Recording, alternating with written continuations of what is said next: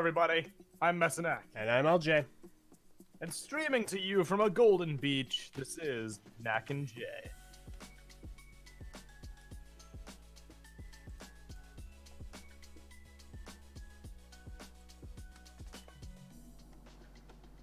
We are back. Hello, everybody. There's And very little more that I hate than the stream not working. Like, I went to go stream it and then it errored. It said, oh, you're going to have to manually start the stream from the thing. And I go to the thing and it's like, hey, you can't start the stream. So I had to stop it and restart it, and that sends out like a new notification, thankfully. I think it sends out a notification, thank goodness. But like, there are already people waiting for it, and now they have to be like, well, where is it? And then they have to move over. So it's very obnoxious. Got it. I hate it very much. Got it. Well, that is a yeesh supreme if I've ever heard one. Now, we got a lot of yeesh supremes for today. Well, first, how have you been, Eljay? It's been a month. Yeah, it has been a month. Hang on, let me ask everyone how it sounds. Anyway, yep, so it's been a month. I'm doing well. I've had some very successful video releases since we last did an episode. I love it.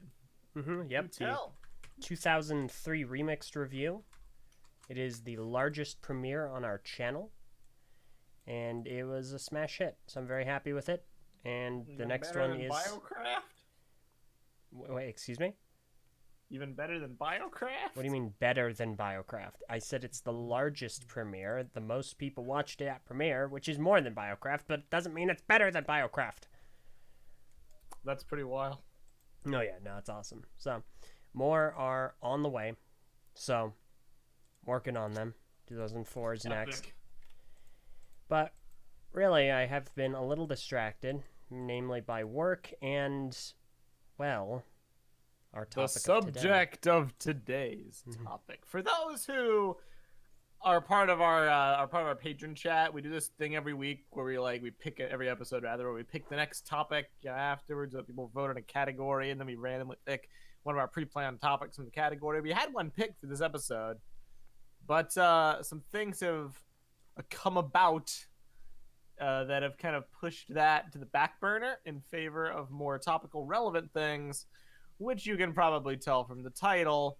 We're going to be talking about canonization contests today. Eljay, do you need me to change the stream thumbnail? You shouldn't have to, but it might have been goofed. It is BioCraft. It is? Well, yeah. I see it on the channel. It's just black. So, go for it. Yeah, I mean, if you see it like that, just change it. Real fast, before we fully get into the topic at hand, Eljay, hit us with some plugs. I forgot about this. Okay. So, a few different things. One, in case this video gets copied, which I doubt, but just in case, head on over to our TTV message boards at board.ttvchannel.com. Make sure you're 13 years or older and read our rules. We have a bunch of exciting things happening there. LEGO author Greg Farshty is there answering questions. Additionally, we obviously have a poll going on that we encourage all of the community go and take part in. So, making an account doesn't take very long. Just head on over there. You should be fine. Don't make a duplicate account. We'll ban both. Just keep that in mind. Additionally, we have Patreon. Patreon.com/TTVchannel, where you can donate as low as $1 a month and join our Patreon Discord server. Additionally, we also have a Minecraft server up right now, which I'm not endorsing at the moment because it's a mess. It is going through some renovations, though, and it is going to be excellent once those are done. So stay tuned because they're coming up pretty soon. So you can join for that as well. We're going to tidy up a little bit. We're going to clean house. A lot bit. Not a little bit. A lot bit. So I can't even figure out how to change the thumbnail in this new events page. And just go to the old one then. That's the thing. It was. Like I go to. Yeah, the way I usually do it is just a live streaming tab. But all that comes up is the Brickfeed podcast. Yeah, I don't know. And then Man. when I Oh no, Do you see? There should be multiple tabs. There are, but when I click the next tab, the screen completely changes. Oh. And there's no thumbnail icon, so we might be living in Biocraft City. That's the way it is. So I changed the thumbnail when I made the template thing, so it's being stupid. That's fair enough. So anyway, last plug because I interrupted you. Oh yeah, Twitter at the TTV channel. That's it. There you go. For all your exciting information. All right. Well, I hope everybody's ready for a doozy of a topic. Now, this is going to take a little bit of explanation, but we'll try to be as concise as possible. I'm just going to leap right in because, quite frankly, there's a lot to cover. For those maybe potentially unfamiliar with how the BIONICLE G1 franchise went in the later years of its life, let me catch you up to speed. Obviously, BIONICLE, big shocker, is a LEGO theme. And by its very nature, the story existed as a way to sell the sets and, create scenarios by which the products could exist in to facilitate play and creativity and all that fun stuff. But as the theme went on and the story kind of ballooned and got bigger and bigger, there were characters that would come about who were exclusive to the story, who never got Lego sets made of them. Characters, though, just to name a few. Helrix, Artaka, Jomak from the Order of Motunui is one. Obviously, everybody from the story serials, like, Ord, Zarya, Chiara, the three new Toa, Marindar, the gold-skinned being, the other four Toa Haga, from 2005. They're Haga who were obviously Toa and their older selves. All these characters do exist, and they are in the story, and they are important people, but because they came about as a result of the story, and they were relevant through the story, not because they were products, we have no clue what they look like.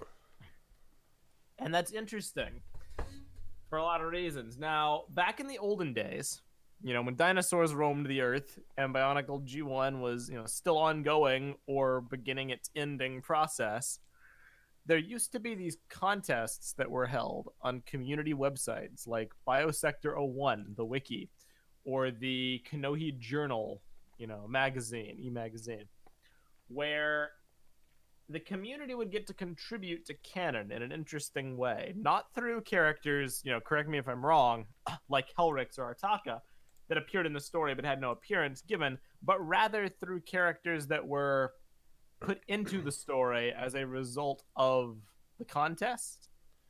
Is that fair to say? What do you mean? Like Surel, for instance. Did the story serial come before the contest? I think it did, right? Yes. Cyril was not made by fans. He was designed, but he appeared in the story prior to the contest. That's why the contest happened. Yeah, and Certivus maybe not so much, but Certivus was name dropped in a young reader's book. Okay, yeah, same deal. But he didn't actually have a physical, description at that point. Correct. But he was an established character. Mm-hmm. So these were not the big ticket characters like Helrix and Artaka, but they were still characters who were essentially, given physical appearance by way of fans. The fans would create their own mocks, or in some cases artwork. There would be polls created, so the community would essentially vote on which one was best as for a visual interpretation of this character. Then the results would be given to BIONICLE author Greg Farshty, who was participating in the community at that time by being on BZ Power, who would essentially look at the winner, see if there's anything wrong with it that he can find, and if there's nothing wrong with it that would, contradict with canon, he would give it the thumbs up and essentially make it the canon representation of that character. So these characters were designed by the fans, essentially. The other big one is Nakila. There was a Nakila art contest. And for people who don't know, who Nakila is, she was a Toa of Lightning who was in Lesevic's Toa team, the Toa Kordak. She was mentioned in the story. I think she appeared briefly in a vision. Yeah. But her appearance was designed through an art contest. And then, this was going along great. Everybody seemed to love it back when. It was a way for the community to contribute to Bionicle. Not in these ways that we make fun of all the time about people, wanting to know every tiny little specific, minute detail, but in a meaningful way, giving physical appearances to characters that without the community would not have one because Lego just didn't make sets for them because they were created by, Greg for the story.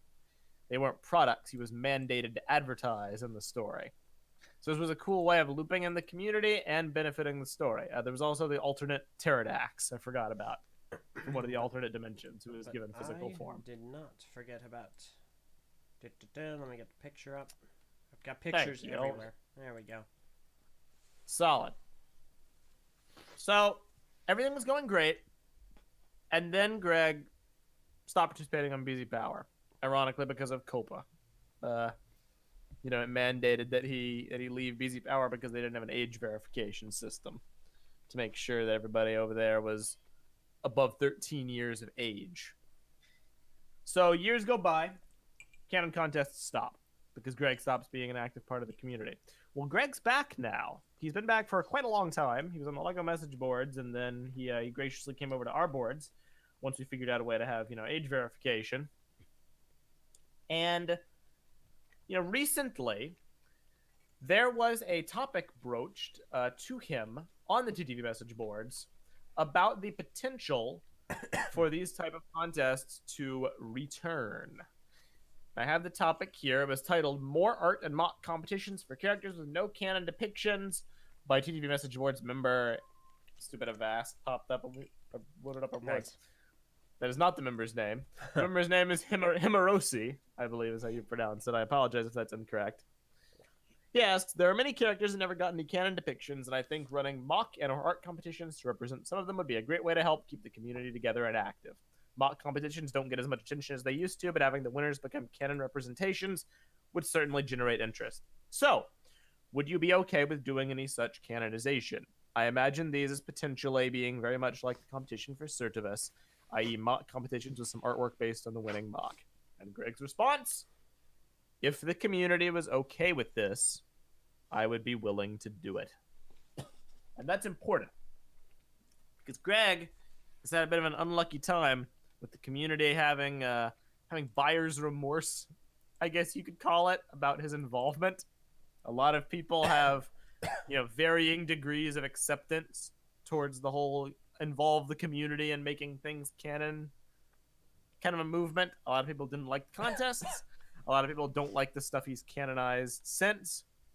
So he probably doesn't want to get flayed alive for doing something that in his mind is pretty innocent and innocuous, that being giving visuals to these characters. So what we did was we emailed him and we were like, all right, look, here's what we'll do with your permission. Let's make a poll to gauge community interest. Let's spread it all around to every Bionicle community. Let's try to aggregate as much feedback as we possibly can, and then at the end of 3 weeks, we'll show you the poll, and then you can make the final decision as to whether you want to actually do this or not. And he was like, go for it. So that's what we did. We made a poll. So you can vote right now on the TV message boards whether you want to see these contests or not, whether you would like to see some of the Bionicle characters who we have no clue what they look like receive official representation by way of mock and art contests. Like, this poll is open right now and it's going to run for a little under 3 more weeks, so it's not going anywhere anytime soon. We need to spread this around, maybe not spam it, but at the very least make sure that people are aware that it exists. Because contrary to what some people might have you believe, we do not, have an ego complex that we're the only community that matters. We do not believe that our community is a complete representation of the Bionicle community at large. And we would ideally like for this poll to reach the hands of as many people as it possibly can on every social media, fan site, Discord server relating to Bionicle, so people can at least have the choice of whether they want to vote or not to contribute. As of right now, which is early days, because we only have 279 voters, yes is winning by a pretty substantial margin. but that could change. Who knows? This topic, this episode of Knack and Jay is going to be discussing the concept of canon contests, what we think about them, and some of the interesting replies and discourse that have been generated as a result of this poll in its infancy. But just know that message right out the gate. Spread this poll around. That's what we want to happen. We want feedback. We do not want to make unilateral decisions to represent the Bionicle community. We want the Bionicle community represented. So why are we doing it on our message boards, you may ask? It's very easy to abuse other polling services that do not have as many checks and balances on our boards. We have this little handy thing called an IP checker. So if you try to make a duplicate account, we can see it. And by the way, don't do it. Because if you make a duplicate account, not only is it incredibly easy for us to check, but it's incredibly easy for us to ban not only your duplicate account, but your primary account as well, and you'll never come back. I have this specified right at the top of the poll. It's in our board rules. It's common sense. Don't try to screw with this. But thankfully, our boards allows us the infrastructure to actually hold accountability over that. Versus some other, polling service we could use. So I understand being a little irritated. You might have to make an account for a board that you're not going to use. But at the same time, I don't really understand it because it takes like 30 seconds. And it's not like, obviously we would love for people to become part of our community. But if you have no interest or you just hate our guts or you don't want to be on the TTV message boards, you do not have to. You can even vote without posting. Sorry. That's pretty much. Are you okay? Yeah, no, I'm good. I had something spicy before we ate, so now it sounds like I'm sick, but I'm not. Oh yeah, spicy food. Yeah, no, spicy food's good. Continue. So, do you think it's time before we get into the discussion to do that little update I mentioned? Or should we wait on that? No, we absolutely should. We should so yeah, we do have an update. We should absolutely disclose what the update is, because it's going to help inform how this conversation continues going forward. Also, I want to specify, in case it isn't clear in the topic Meso made, you're able to switch your vote. So if you make a vote now and you change your mind later, you can swap it. No questions asked. This is true. So, we have a pretty big update, and I'd like for this to be spread around as well, because over the last 24 hours since the poll was created, there's been a lot of crazy discussions that have been had over the merits of things in the contest, especially relating to 3 big issues, because the landscape for these contests is very different than they were 10 years ago. A lot of paradigms have changed, and I'm gonna say the 3 things that are the hot button debate topics for this concept past just the concept of the contest entirely, and that is CCBS pieces, aka Hero Factory and G2, G2 masks, and Hero Factory helmets, and weapons and all that. Pretty much any piece released since G1 ended, and 3D printed custom masks. Those are the 3 big points of discussion. The CCBS and G2 thing is kind of obvious. That's a lot of parts that have come out in the last decade. A lot of parts. Sure, Chima too. That's part of Brenham in the chat mentioned Chima. Yeah, well, I forget about Chima, but Chima so far as shared pieces are concerned, but yeah, I don't think anyone's gonna make an Artaka mock with the gorilla head. Yeah, I mean, Ben 10 too. There's tons of stuff that's come out on CCBS over the last 10 years. And obviously, that's a thought in my mind, because it would be very limiting to say, no G2 pieces allowed, no CCBS pieces, personally speaking. However, there's a large amount of people who don't like the system.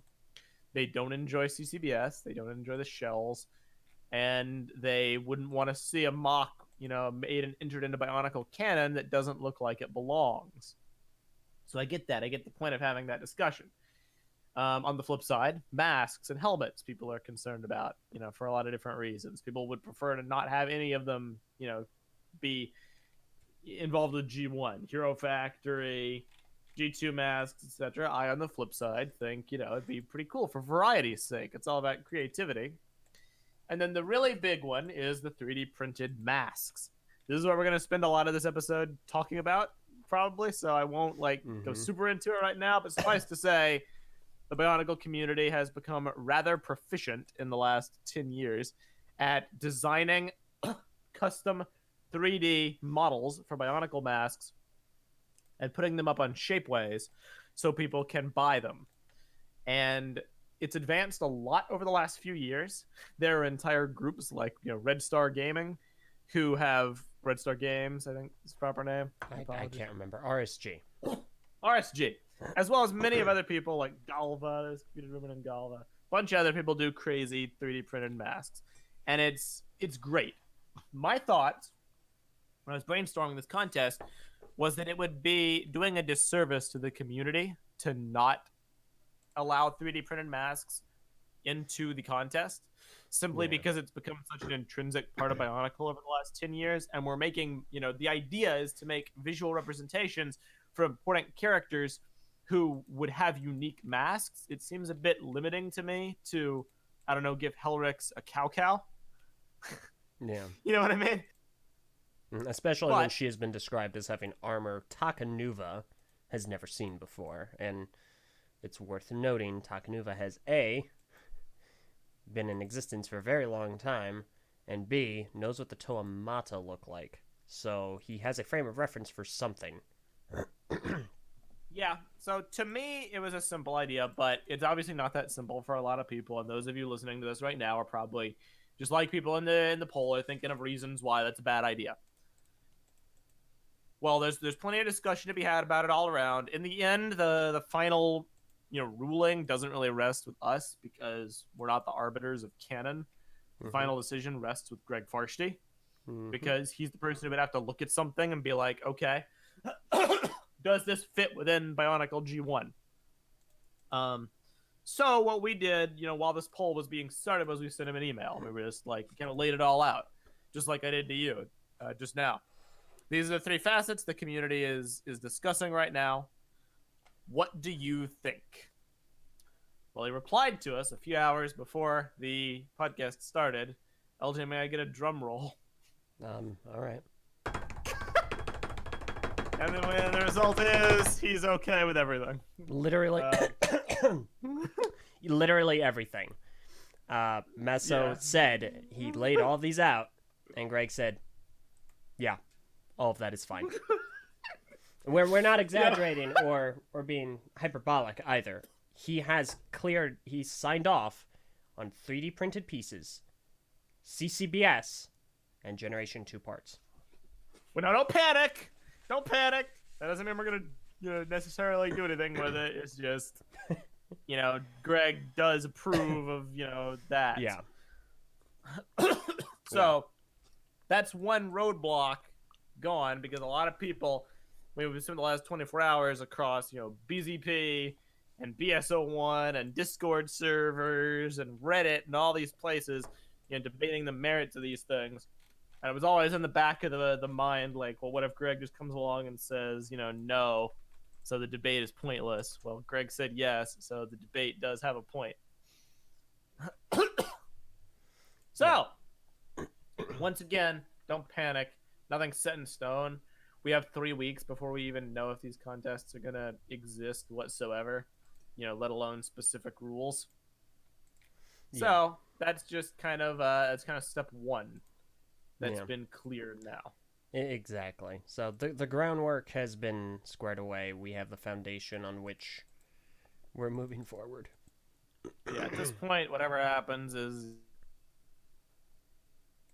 the Greg used, it's that he, not specifically, I'm not going to read out his email verbatim, but he values creativity. Yeah. It's kind of shared between me.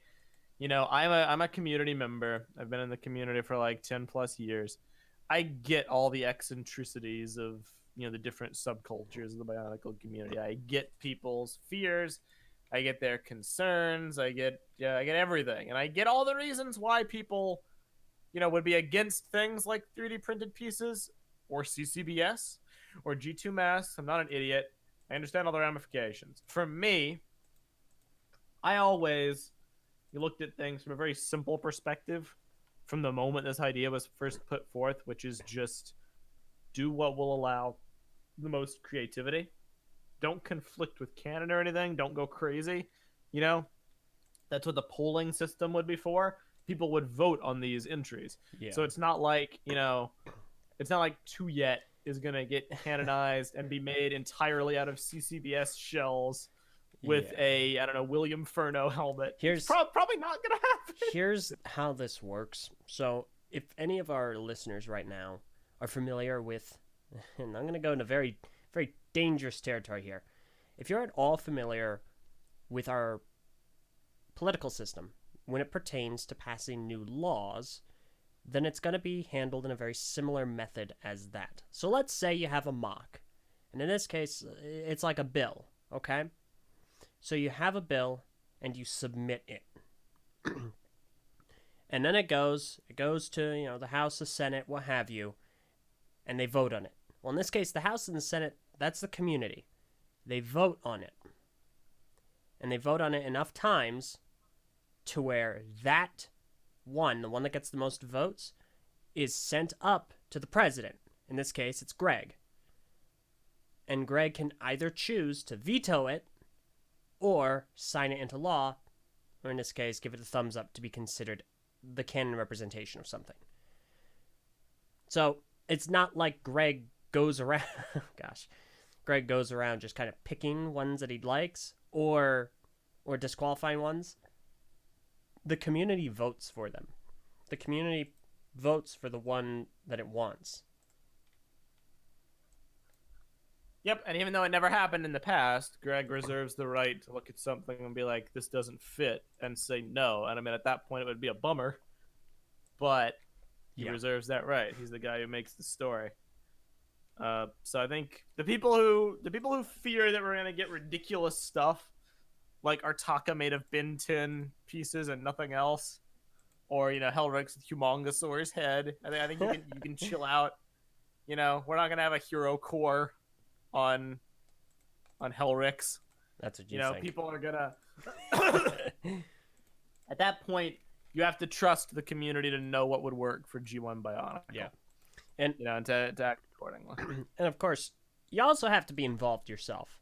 You can't look at things that are happening around you and go, I don't like that, and then not participate. You don't get to complain if you're not at least somewhat involved. Yeah, pretty much. So that is the update. I'll be making a proper post about it in a little bit on the poll to inform people about that change, because it will probably facilitate a lot of discussion. But I think that what I'd like to do is kind of talk about the philosophy behind canon contests, both in terms of us and the response that people have had to them, which I'm going to be honest with you, LJ, I'm very troubled by. Yeah. I feel like a lot of the things that have happened over the last few days have really shaken your faith in the community that you've been so proud of. I mean, I'm still proud. I respect people having, differences in opinion. I would never say, because you don't want canon contests, you're a fake fan, Yeah. That's ludicrous.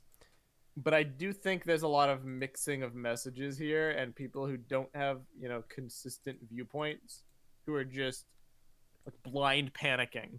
Mm-hmm. Just for instance, the difference between canonizations, because we've spoken out against some canonizations before, and I want to make this abundantly clear for anybody who's critical of this concept but is watching this, so probably no one. But, maybe if the message will reach your ears. There's a difference between finding out how many Toa of Ice are in the Toa Mangai. No. We knew how many Toa of Ice were in Toa Mangai from a book.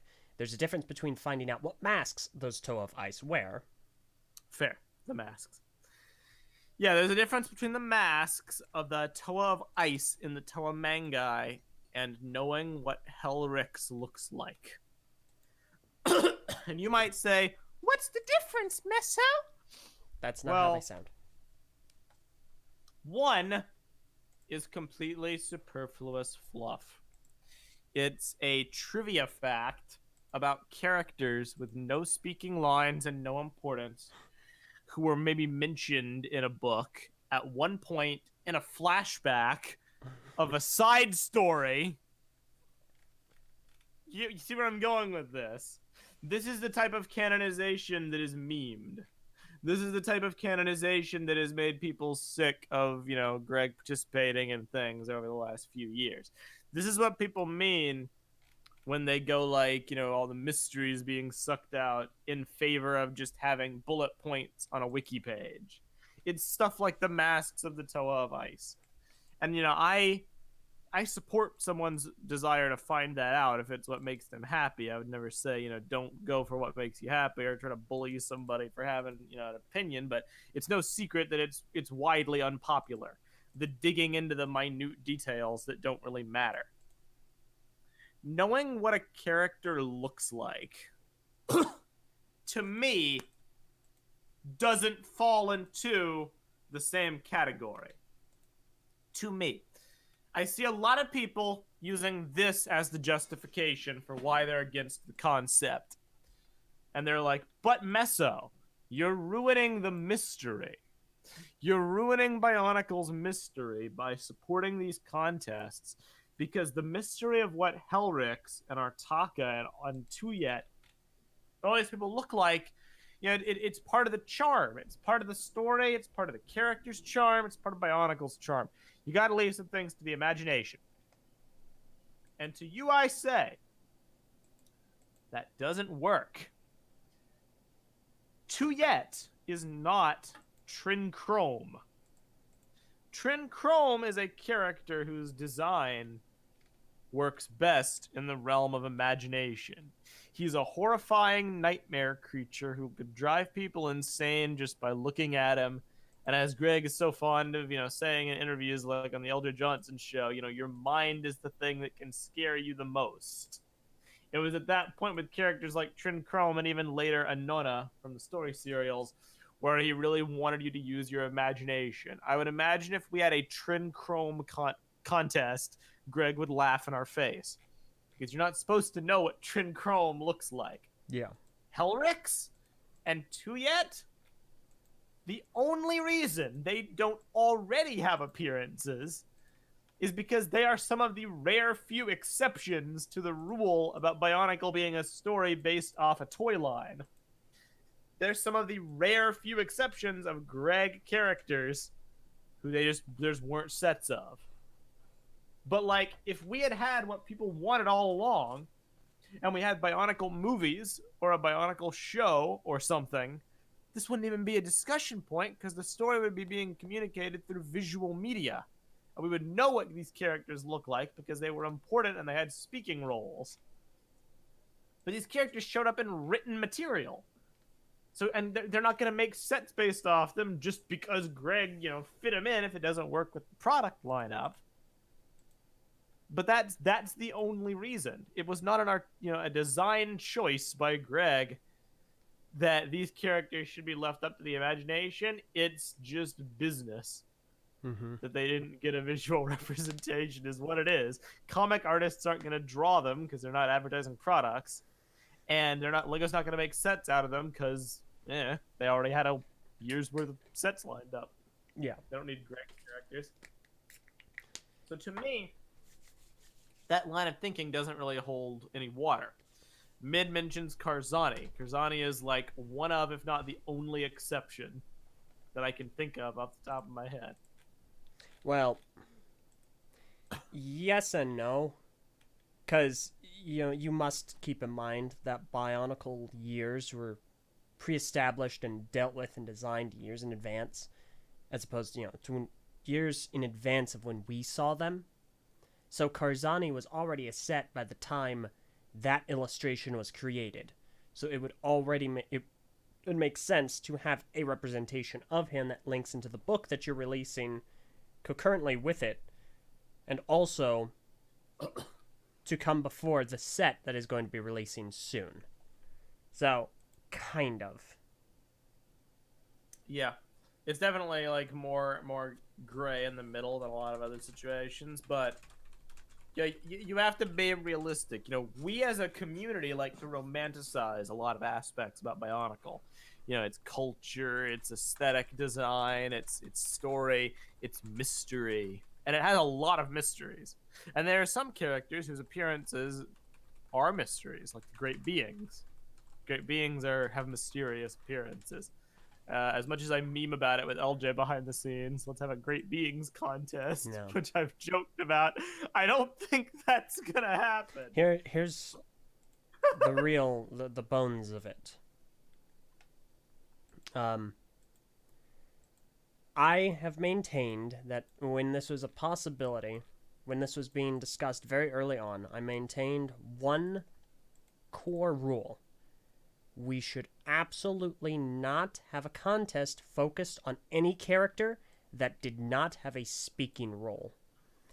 There will inevitably be a few exceptions to that, but the absolute mainstay is we cannot focus on the nitty-gritty details for characters which don't really matter, like the 4 Toa of Ice from the Toa manga, or the Toa Kordak outside of Lesavik and Nikila. It should be things like Bumanga, Pooks, Kulisk, Aki, Artaka, Lariska, Zarya, Varian, people that have been in stories that we have seen but not seen. Speaking characters. I make except. Takanuma says, "Rip Botar's replacement." Oh, I yeah, haven't given up. No, Don't worry. no, Masa's been doing that. Botar's never had a speaking role. Botar's replacement Dude, did not talk. I want my Botar's replacement. He looks exactly like Botar. You know what he looks like. You don't know that. I know that. No. No. No. Sakota asks, "Do you think the unmutated forms of the Baraki are fair game for contest?" It's been discussed, but only in passing. Yeah, we've discussed it a little bit. I mean, that would fall under the categories of not wanting to go too far. Like, I personally would love to see that, and maybe, but it's probably the kind of thing we would err on the side of caution with. Like, that isn't what we really want out of this. Yeah, because it's there. We do agree. There should be things left to the imagination, to creativity, to people to fill in the gaps themselves and to have their own ideas of. We agree with that. There should be things like that. The place where we disagree is how prominent those things should be. So in the cases of characters we have seen in books, that we have seen in primary story serials, that have had an actual tangible effect on the world during active story-related content, those are things we think should be seen. Things that should have appearances. If someone's walking around with Takanuva and my main characters and helping them with stuff, and we don't know what they look like, I think that's a mistake. I think we know that that should be remedied. YouTube comment from Odd Nanref. Wait, is the canonization thing only about mocks? No actual story about them. They're visuals given to story characters. Mm-hmm. But they are not OCs. This isn't an OC contest like make your own Toa and then Greg will make a story based off of it. Correct. Or canonize your story. It's like do a contest about what Helrix looks like. Yeah. We also got a super chat from 26K down the drain. We got two of them, actually. We got one before this we need to get to. Oh, boy. So you want to read it or wait? I will. Noah Cook donated $2, and with the message Farshti 2020. Agreed. And now you can go ahead and read the other one. From 26K down the drain, who gave $20. First of all, thank you. A lot. And secondly, two things I need to say. First, we all know that the golden-skinned being is just a 12-foot-tall solid gold Greg Farshley. Secondly, there should be a Shadow Toa mock contest. At least they showed up, unlike Boats R2. Ouch. You know what? I'm not gonna give up the dream, no matter how much you bully me into trying. First of all, thank you both so very much. We do greatly appreciate it. Secondly, I'm also going to say no to a Shadow Toa contest because those are fairly easy adaptions. Like, we know what they look like pretty solidly. They're just the Toamata, and they look like garbage. That's about it. We're good. Yeah, basically. Yeah. So, to me, that's important to know what they look like. And it might not be the most important thing in the world. The story's been over for 10 years, and it's fine not knowing what they look like. We're not dying because of it. But, like, if we're looking for a way to get Greg, to have Greg still be involved, and we're looking for a way to have community contribution in an innocuous, inoffensive way that doesn't trample on the story or retcon things, or create new story plot holes, or continue the story or whatever, or try to get him to backpedal on previously said decisions, like making good guy canon. As much of a meme as I thought that was, it was a waste of time. Like, this is, all things considered, I think, pretty constructive. It's pretty harmless, and it's a pretty positive thing, just knowing what people look like. Which is why the overwhelming negative response is kind of baffling to me from a few points. Like, here, I'm gonna read out a comment from our boards, not for the intent of calling out anybody necessarily, to like put them on blast, just for the sake of having a discussion about this stuff. It is in the poll topic, so you're more than welcome to go check it out. It's by Dorek from BSO1, who's a high-profile community figure. I think he's the Lego ambassador for BSO1. He is the current Lego ambassador for BSO1. Yes. So first of all, thank you for weighing in. But secondarily, his post says, "That'll be a hard no from me. Logistics aside, these contests will have strayed so far from their original design that it would just be a laughable parody. There's no reason we need an official representation of any character / thing / whatever. One image to rule them all. Let the community roam free, not encumbered by needless restrictions. It at least made sense back when there were fewer communities overall. Things were more centralized and less splintered. Now we have plenty of places and plenty of creativity that to force these weird boxes onto things just feels reductive to all the great creations people churn out every day. Even if, and my stance is still a nope, this were to happen, a hearty ooh to using 3D printed parts. I mean, nothing against the cool designs people come up with and creative designs people spend time over, but that's adding in a ridiculously lopsided wild card. Arm length slightly too short, 3D print it. Need a cool mask? Well, if you're better at 3D modeling than somebody else, you're golden. It's the same as the age-old rule of not having painted or modified parts. And as I think has been pointed out, it gets into some icky territory if you were to consider somebody more than likely financially benefiting from this in some way, be it if they win or simply as a commissionable resource." So this is a pretty good way to springboard. What's up, Eljay? Few things. For starters, the comment about if you're a better 3D modeler than someone else, you're golden, is so incredibly redundant. I don't mean any disrespect to you, Dork, but is the same not also true for mockists? If you're a better mockist, are you not also golden? If you're a better X, Y, or Z, then yes, you have a better chance. That is the point. Yeah. Inherently, it is to decide the best.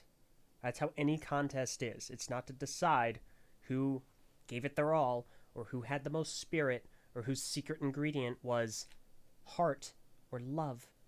It was decide who the community figured was the best. At the end of the day, that's how a contest goes. Additionally, there's a very easy solution to your concern about arm length and stuff like that. 3D printed pieces. You can only 3D print two things: weapons, masks. End of discussion. Very simple. And finally, as has already been discussed and thoroughly looked at, like, we've already kind of thought that this is the way we would do it if Greg was okay with 3D printed pieces. Excuse me. Um, anyone that submits an entry with a 3D printed mask and or weapon piece, and I don't know, maybe armor piece. I'm not sure yet. I doubt it, but we'll see. Has to make the file publicly available for download for free. They have to submit their entry with the file. I don't think it should be an idea. I should think it should be mandatory.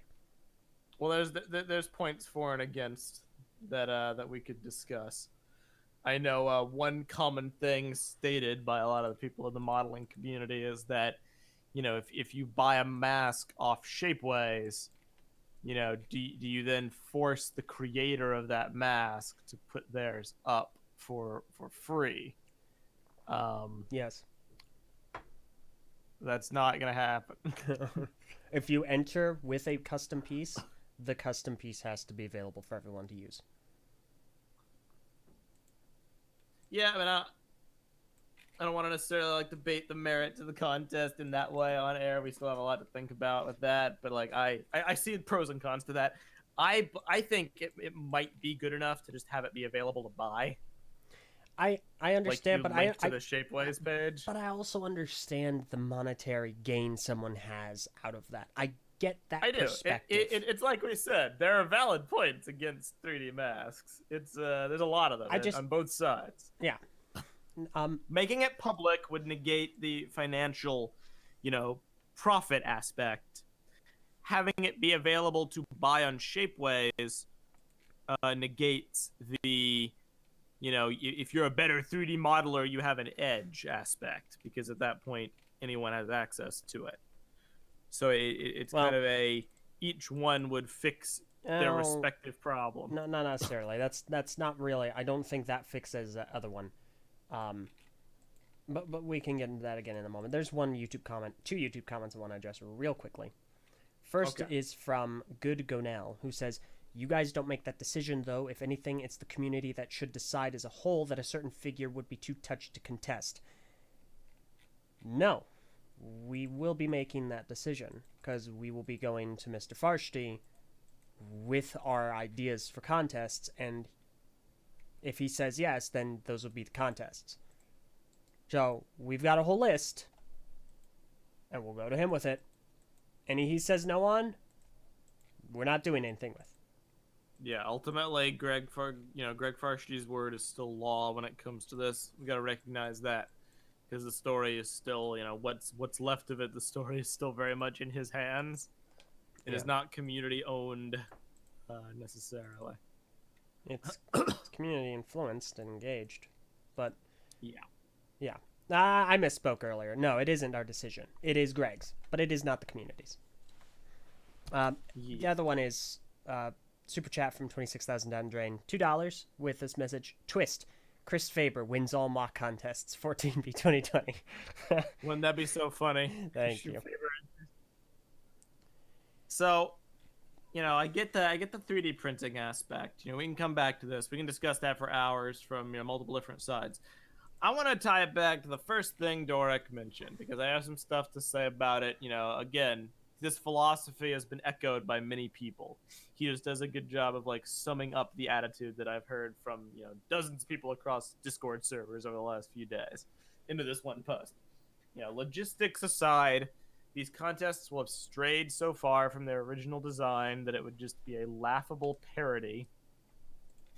I understand that is hyperbole, but I actually feel that the practical advantage of knowing what an important character looks like would far outweigh some of the contests that were held back in the day, as far as significance. Not to necessarily bash on any of them, because I happen to think they were all totally fun in games, but BSO1 has a pretty neat kind of guide, illustrating the different contests that were there throughout the years. Stuff like Trinuma's Mask, or the Aqua Blaster Blade, or the Iron Wolf contest, or the Stasis Toa contest, which all some cool stuff, but it's periphery stuff.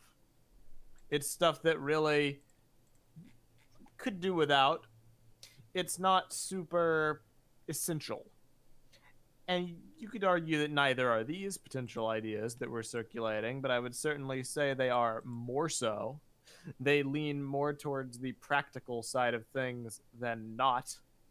They're not trying to get new ideas or weapons or mask powers or Rahi or anything canonized, or provide a visual illustration of what Gresh ate for breakfast the morning that he met Matanui. Gresh's breakfast contest.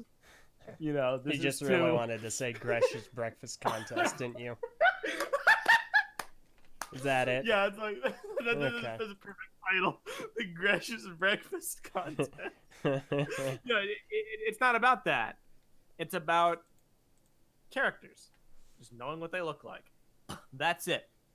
The second thing you mentioned, there's no reason we need an official representation of any character slash thing slash whatever, one image to rule them all. Let the community roam free, not encumbered by needless restrictions.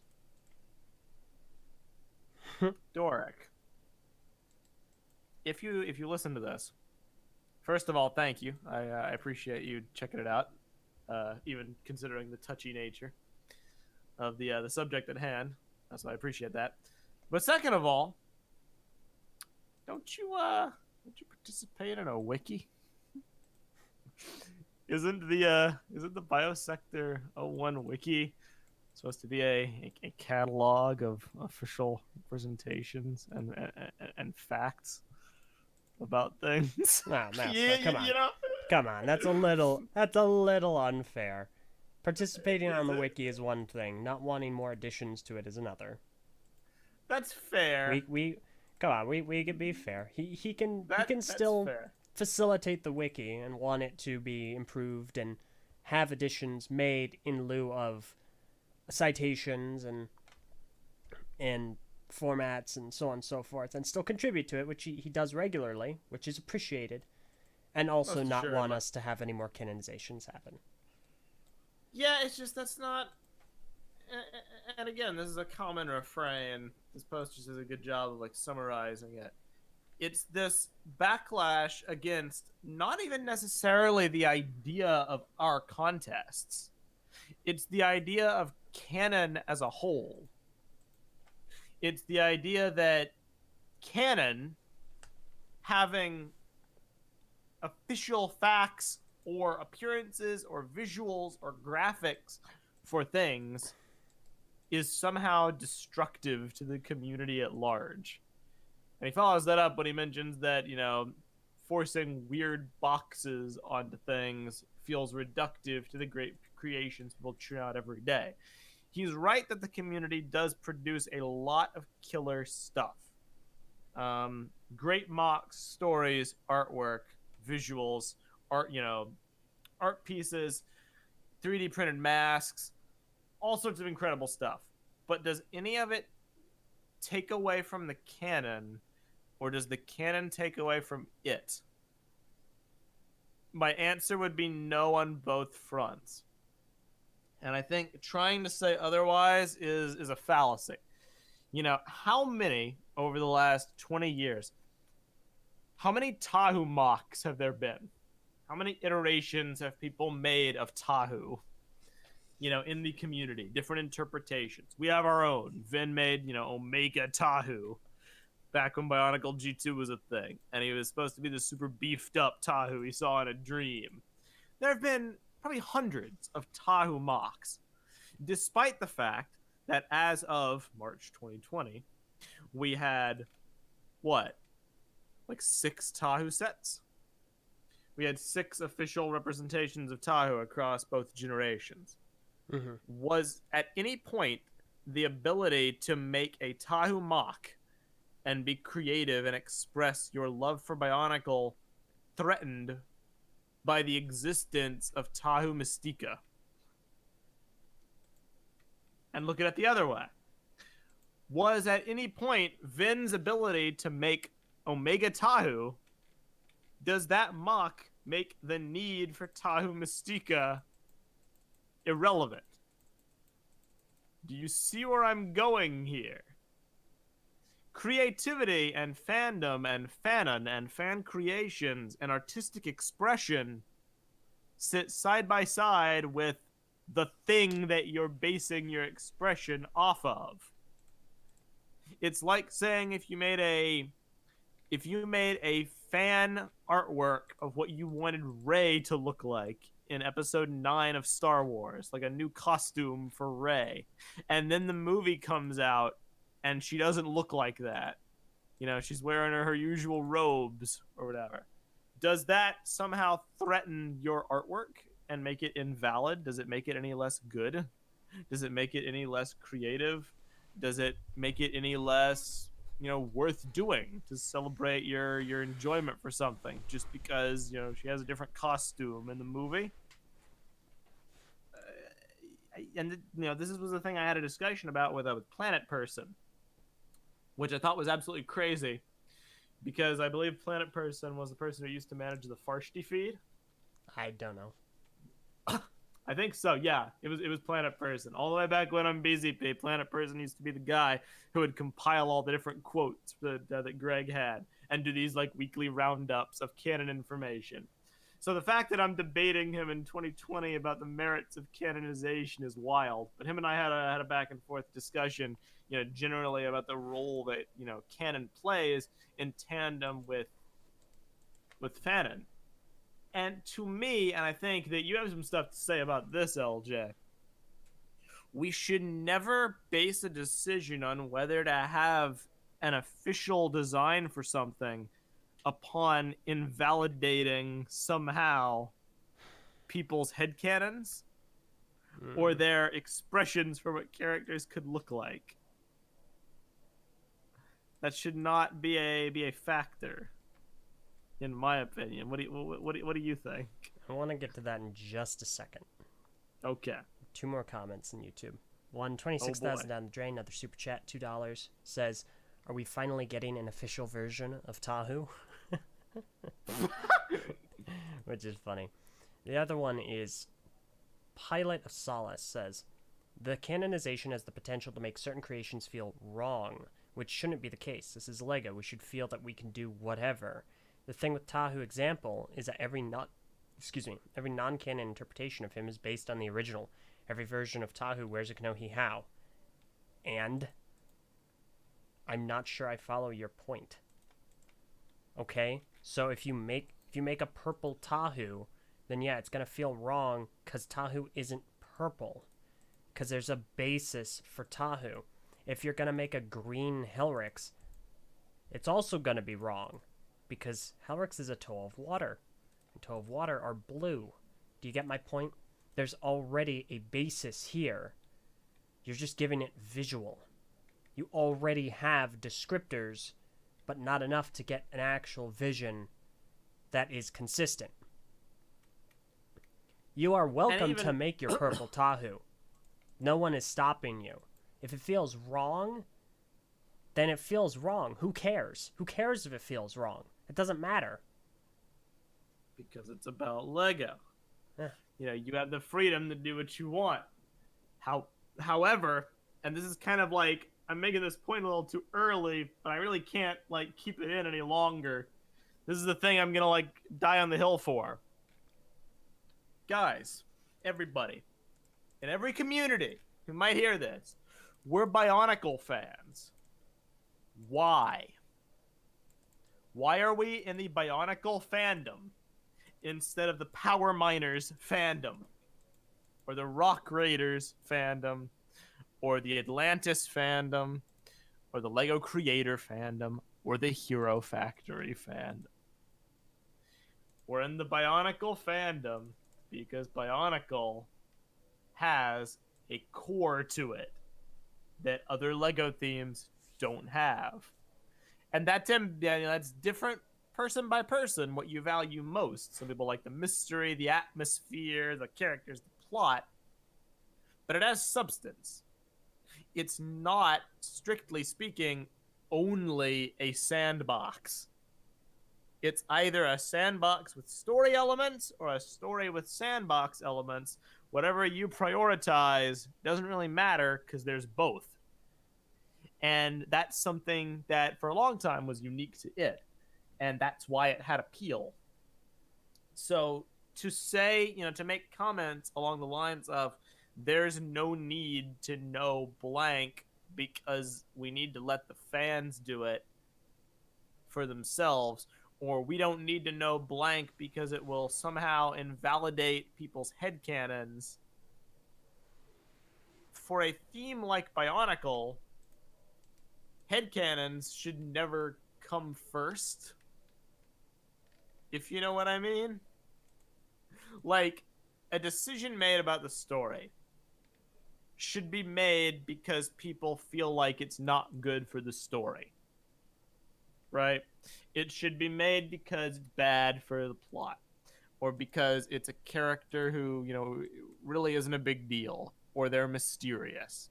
Or maybe Greg doesn't want to reveal what they look like with Trin Chrome. It shouldn't be made because little Johnny made a mock 5 years ago, and he's going to be sad if Helrix wears a different mask than the one he used. I understand that's a bit of a put down when, again, I have nothing but respect for people who make mocks. Your mocks are the self-expression and the soul that keeps Bionicle alive when Lego isn't doing anything with it. But your mock isn't going away just because Helrix doesn't wear, I don't know, a Picari. Your mock is just as valid as a self-expression form, and it's it's artistic. It represents your love for Bionicle, and it's a cool interpretation of Helrix. Just because the canon version doesn't look like it doesn't devalue you. But every time I try to make this point to people, it gets flipped on its head. People try to say, but Meso, aren't you advocating that there's no point for canon at all? Aren't you saying that, you shouldn't hold the contests at all? And I'm like, look, headcanons are inherently in your head by their very nature. They're your personal belief about something. People embracing Lego to do that is admirable. You should encourage that. But Bionicle is not a vessel for people's creativity only. That's not the only thing it is. Otherwise, it would be like Hero Factory, which everybody hates. It's a story. It's a story full of facts and rules and characters and a plot and canon and stuff that matters. I'm not saying you have to be like a crazy hyper nerd to know every little fact on BS01. Hey. What the heck, but dude? to say that stuff doesn't matter at all, that there's no need to even have official interpretations for things. What if Bionicle was a visual story? What if it had been told? What if there were movies for every year? Oh, we don't need those movies. We don't. Who needs the movies? The movies can be in your head. The real movie was the internal visualizations we found along the way. Like, no, stuff like this isn't abstract. Not entirely. There's an abstract element, and that's where the Lego comes in. But they don't conflict with each other. They're supposed to sit comfortably side by side. Just because there are canon contests doesn't make your headcanons pointless. And just because you have headcanons, and you have for years because the story lapsed and people got really attached to what the Toa Haga look like, for example, it doesn't mean that the concept of a canon is pointless. It doesn't mean that it's a negative thing to have actual concrete visuals for what those Haga look like. It's like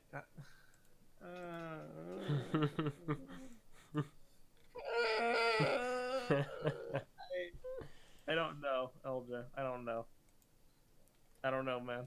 Yeah, it might have been a mental breakdown. I'm not sure. So,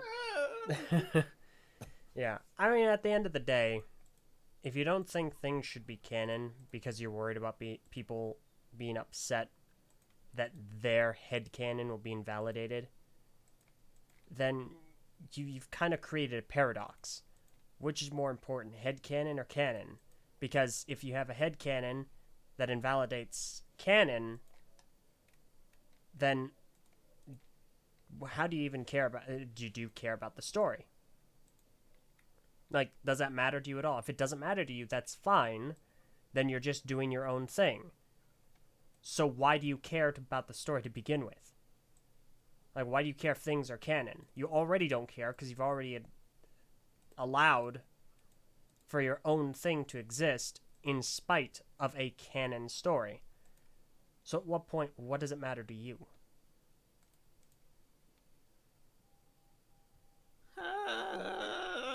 Thank you, Mesa. Thank you. Yeah. Because here's the thing.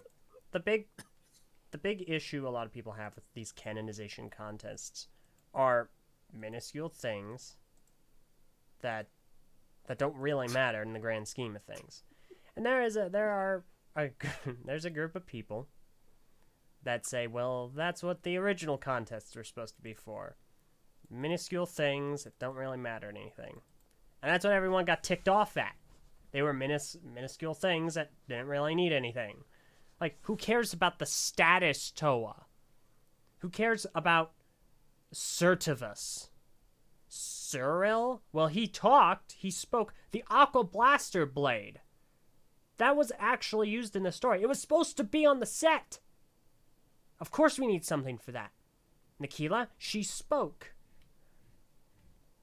You know, contests have happened so long ago to canonize the appearances of characters, of things that we see, but don't see. I do think there are limits. I just think that the limit is anything beyond a prominent character. Umatsu Art says in the YouTube chat, the problem is that the story isn't expanding anymore. The mystery is part of the fun, and once we run out of mysteries, there is no more headcanon. We need new stories before we can make canonized stuff. I agree. I actually agree with you. If we were canonizing story stuff, which not. Isn't the idea. I just want to know what shape like Artaka's like mask is. I'm not asking for a lot. Yeah, I don't think. Yeah, I just want to know what kind of shoulder plates Tuyet has. It's not like I want to know the deep eccentricities of Velika's inner monologue and what he was going to do. I mean, I'd like to know, but you get my point. I'm not asking to know. Yeah, I mean, I do think there are limits. Personally speaking, I would limit it. I wouldn't do Premutation Barak, even though I came up with that thought to you, Mesa. I was like, oh, that could be a cool contest. I actually think, well, maybe not, because they're just so they're inconsequential in the grand scheme of things. I think we can skip on those. Botar's replacement is stupid. Anona, I would not be giving up. Anona, definitely no. Any Great Beans are an immediate no to me. None. Trenchrome also stays unseen. The members of the Toa Kordak, the members of the Toa Mangai, outside of the ones that have speaking roles and we've seen in the story, like Nadiki and Tuyet. You know, things that fill the world, that you can still fill the world with. But these are not filler characters. They're characters. And do you think, really, do you honestly think that if Greg had continued doing the story serials past the point he did, we wouldn't have already had a contest for Ord, Zarya, and Shiara? Do you think that just wouldn't have happened? We already had what I believe was a contest for Merendar. I think it was the contest that Var ended up winning with silver. Because what his entry ended up being was a winner for a Bionicle contest. It was going to be in the fifth film. The only reason it wasn't is because Bionicle was canceled and ended up in Hero Factory instead.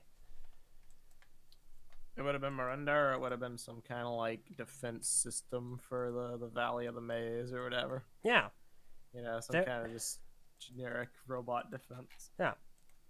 It's like, these aren't just, if you're playing a game and you're going around and you're seeing characters speaking, they have appearances. Even if you aren't playing those characters, you can see them. Why shouldn't we see these characters which are having an active effect on the story? They're participating, they're speaking. And sure, we can envision it all we like, and that's fine. You can still envision it all you like. But there's not a great harm in having something concrete, having some actual physical detail, something that fits in the world that we have solidified. There's nothing wrong with that, and there's nothing wrong with having a headcanon in spite of it. Yeah, I mean, people, Planet Person is continuing the debate with other people about like the merits of canon as a whole. One choice quote from a recent post about 3 hours ago on the boards was, I've heard counter arguments claiming that canonizing mocks would not restrict people from coming up with their own interpretations. But those arguments undermine the very premise of having a canon mock to begin with. If the mock is not canon to me, then I don't see why having a concept of a canon mock is useful in the first place. Again, it's useful because Bionicle is a story. It is a story that was multimedia and only had, written form for some of it, but it is a story nonetheless. It's not a sandbox. If we already have a framework knowledge for what Helrix looks like, then I do not see the harm in actually knowing what she looks like. And the headcanon concept, that is one thing that, my friend, is something just called interpretation, artistic interpretation. Like, why do people make mocks of anything? Why do people make revamps of anything? Why did Vin make Omega Tahu? Why, did I mod pretty much every single Hero Factory set I bought to be a little bit different? It's because it's Lego. It's a product that's customizable. It's a product that you can tweak to fit your own, mental scope. If I really wanted to, then I could have given, I could have given Titan Motonui a better color scheme. I could have maybe taken out the yellow. I think that's what I would have done. I would have taken out the yellow and just kept it like orange, black and silver. Keep it nice and steady. But I do that because that's just how I like to display the set. Does not mean that in canon, if he were ever to appear in canon, which he didn't, he would still have that yellow. You kind of get what I'm trying to say. They do not conflict with each other. Why is canon a thing? Because people like facts and stories. Why are canon appearances a thing? Because people like knowing what things look like in stories. Like, these aren't big, broad concepts. The headcanon thing, I think personally, stems from the 10 years of just nothing in the Bionicle community. I do agree that is probably why people have grown so attached to their own headcanons about what things look like and how things work. But that is purely a result of circumstance. It's like LJ said, had things continued as they were supposed to before Greg stopped, working on things, there were going to be more contests. I'm almost sure of it. There were still story contests to actually canonize short stories. Oh, that's right. There were three of them. There were 3 of them that were they finished. Mm-hmm. There were stories selected. There were like a bunch, and Greg just never got around to canonizing them. Let me see. 1, 2, 3, 4, 5, 6, 7, 8, 9, 10, 11, 12, 13, 14, 15, 16 stories were selected for canonization. I did not realize it was 16. Yeah. Well. Yeah. The things were going on a very clear trajectory, and then they stopped. They didn't stop because the community voted no. They didn't stop that, because people decided it was for the best. They stopped because Greg, lost interest and got demotivated and got forced off of BZ Power. That's why they stopped. Our idea to restart them, number one, I guess I should say our idea. It's not our idea. It wasn't our idea. We didn't seek this out at all. No. Greg said, hey, I'd like to do it. And we're attempting to facilitate it in the best way that we can using the infrastructure that we have. Ultimately, decision isn't up to us. It's up to Greg. And it's up to you guys. You can go vote in the poll. So if you, I'd just like to reiterate, the poll is open. Go vote. And tell your friends to go vote. Yeah. Because that's the best way you're going to inspire change, positive or negative. If you really want to see this go through, like I do, vote yes. And if you really do not, then go vote no, or don't care either way. And feel free to change your vote if you deem it appropriate. Mm-hmm. The other side to this whole thing is the infrastructure. A lot of people don't like that it's us doing this, which, I mean, I fully admit I'm in a biased way to respond to that because I like me. I don't hate myself. and I know I'm just trying to do right by the community, but there are people out there who just they do not like us. They hate us. They hate our guts. I mean, I'll be the first one to say that we're not perfect people. There have definitely been times where we've made mistakes, but much like we discussed in the community toxicity episode, at the end of the day, we're just Bionicle fans like all of you, trying to do our best. We're not in this for any nefarious goal. We love Bionicle and we want to help it, and we happen to be in a position where we have a website that is, it's functional. People can post, people can go over there and talk about Bionicle, and Greg is there. So the infrastructure by which these contests will be held, it's going to be on the TTV message boards. TTV message boards are free. You're not under any obligation to be part of our community if you'd like to participate in these contests. But of course, we would obviously welcome you with open arms. You can just make an account, vote, leave. Same goes for the contests if they happen. You have the total right to make an account and vote and leave. But there's a lot of pushback to the idea of us doing these contests.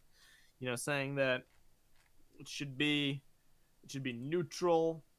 It should be multi-site. It shouldn't be in a place where you have to register. Shouldn't be anything. And part of me wants to get mad and point out all the flaws, but I'll give people the benefit of the doubt when I say that maybe a lot of people just weren't around back in the olden days. Maybe they just legitimately don't know how things used to work. So maybe I shouldn't be a total jerk and lambast people. There were 3 sites back in the olden days: BZ Power, BS01, and Kanohi Journal. They all had contests. You had to make an account, I believe, on every one, except maybe Kanohi Journal. Did you have to make an account on Kanohi Journal? I actually don't remember. Well, either way, it was for the purpose of preventing cheating. That's primarily it. And also because it's a lot easier to keep track of a contest on a site that demands registration than via social media.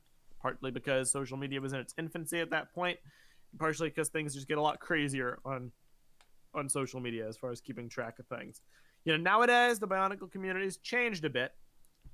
It's kind of opened up into social media. You have mass posting, on Facebook. You have the 4chan community. You have the Reddit community. You still have BZ Power. Kanohi Journal's dead. BS1's still around. And then you have independent Discord servers for all these people, too. You have the BZ Power Discord, the 4chan Discord, the mask posting Discord, the Reddit Discord, RSG, they also have a Discord. So there's multiple layers to everything as well. So do people who are complaining about, us being the ones to hold the infrastructure, I have to wonder, would they really prefer that it be some attempt to please everyone through a hybrid split to get the entire community encompassed? forget the contests for a second. There are people who are saying that this poll only represents a tiny fraction of the community and as such should be like discounted. And forget for a second that we're trying to spread it everywhere. But in your mind, how would you prefer we do it? Do you really want a poll on every site, on every social media, on every Discord for a particular site to try to get a full picture of everybody and then somehow smash those results together in a way that makes any kind of sense? Do you want to hold bracketed, preliminary and semi-final polls just to decide whether to do this or not, and then do the same thing for every rule variation? It's kind of a laughable conceit. And it either stems from just a place of outright ignorance, at which point that's forgivable, because it was 10 years ago, not knowing that they used to be on one site only, or it's just people really don't like us for some reason and don't want us to do stuff. Which we can't change that. There's nothing we're going to be able to do. But the fact of the matter is, Mr. Farshti, there we go. He's on the TTV message boards. And this question was asked there. And I don't think that it's any... I don't think that it's incorrect to say that we are the... I will say second most active Bionicle fan website right now. With the first being not a Bionicle fan website, but instead being mask posting. So I'll say Bionicle fan community. And the thing is, public polls, are very easy to skew. Very easy to skew. If you have a straw poll, you just ask any random Joe Schmo. At least with this, there is a barrier to entry, and that is effort. So, you have to make an account. You have to have an email. You have to do X, Y, and Z, and then you can vote. And you don't have to do anything else. Just vote. Pretty much. Same's true if the contests do go through. Just vote. Vote and leave. Yeah. Obviously, just going to reiterate it. The ideas for this contest are still very early. We don't even know if it's going to happen yet. Greg, this poll is going to be out for like 3 weeks. So we're just going to let it run its course, then see what Greg thinks. Yeah. Then go from there. But it doesn't hurt to have these discussions now. And if you have any thoughts, what you'd like to see in the comments or in the board's topic, please feel free to post them. And we'll try to all come together and see what we can do here. The one thing I'll say to kind of tie it back to the start, and then I think we could begin wrapping up. Would you agree, Eljay? Yeah, I mean, I don't really know what else we can really say because this is so early. We haven't yet gone to Greg with the list of characters yet, so we still need to do that. We only just today heard the news that basically everything is on the table for pieces to use and 3D prints. So we're really in the infancy of this. But something I really do want to make clear, we're trying our best. We're trying to do our best to make everyone happy, and we know that's not going to happen. But we're trying to do this in as topside a way as possible, We're trying to do this as fairly as we can. We're trying to listen to everyone. We're trying to host it publicly and be transparent about everything that has been going on. Our moderators came to us earlier and said that somebody had asked them if this was a prank for April Fools or if this was set up.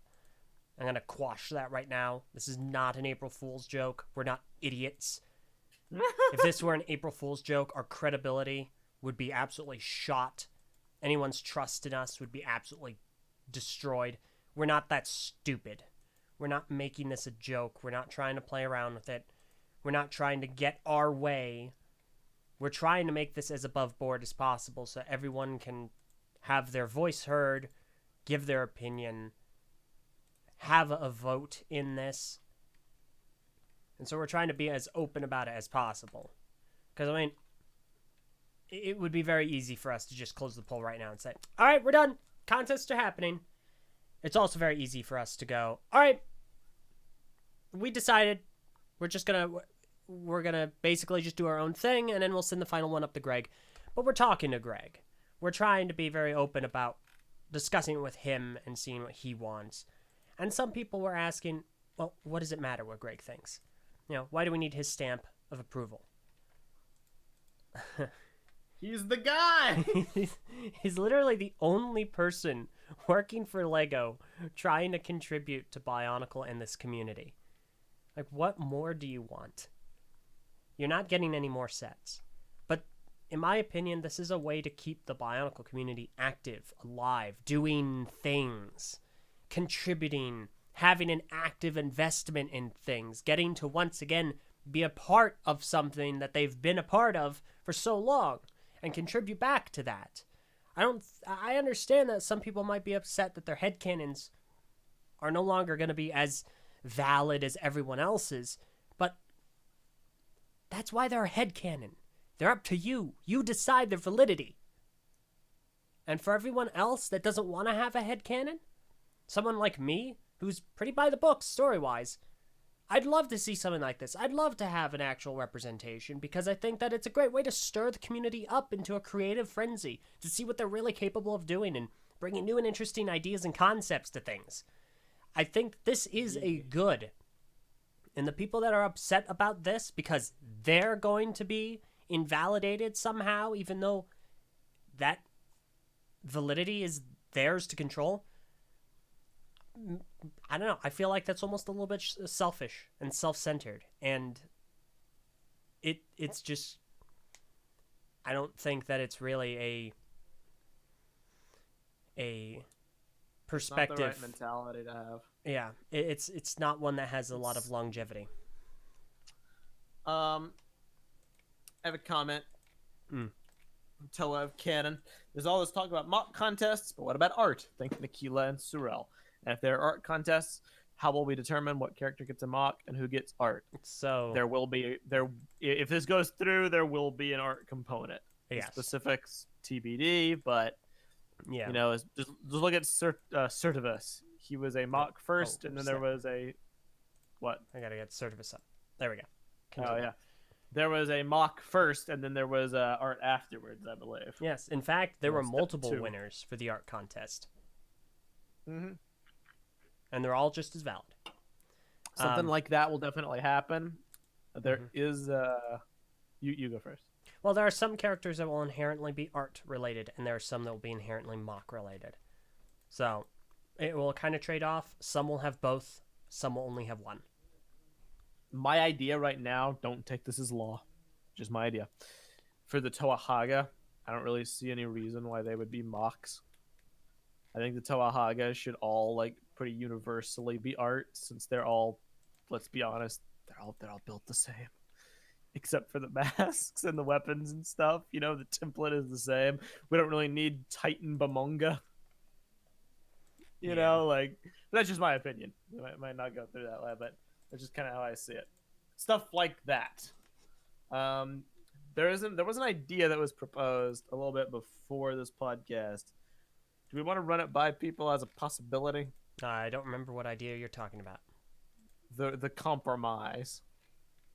We wanted to maybe just broach it as a possibility. The one I told you about earlier when I woke you up. Oh, yeah. As an idea for people to ponder. Yeah. We don't have to, but I figure it'd be a good way to Go ahead. You brought it up. Let's go ahead and get some thoughts on it. So I was talking to Swert from Biosector 01. He gets credit for this idea. Him and I were bouncing around ways this could potentially work in a way that won't inflame people. This is an idea that he had. It's not something that we're concretely gonna do, but I want to see what you guys might think about it as a middle ground approach. So let's take Helrix for an example. As Swert mentioned, she has a mask. It's the mask of psychometry. It allows its user to learn details about the past of an object by making physical contact with it. And we don't know what it looks like, but we know what the mask is. Swert's suggestion was do an art contest for characters' masks, who we know what they are, we just don't know what they look like. Then do mock contests for the characters.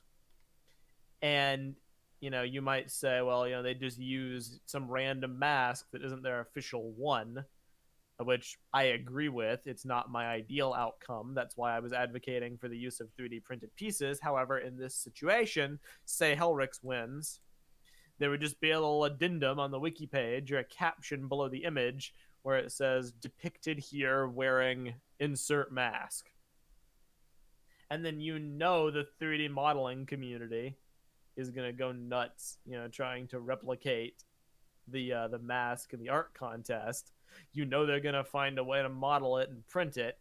You're going to be able to get the mask to build the character how they're supposed to be. And then from there, like you put two and two together, you combine it.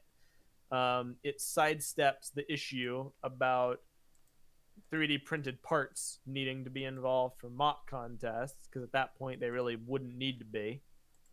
But you still, per Greg's ruling, we still have the possibility to allow CCBS or G2 pieces to enhance the building experience.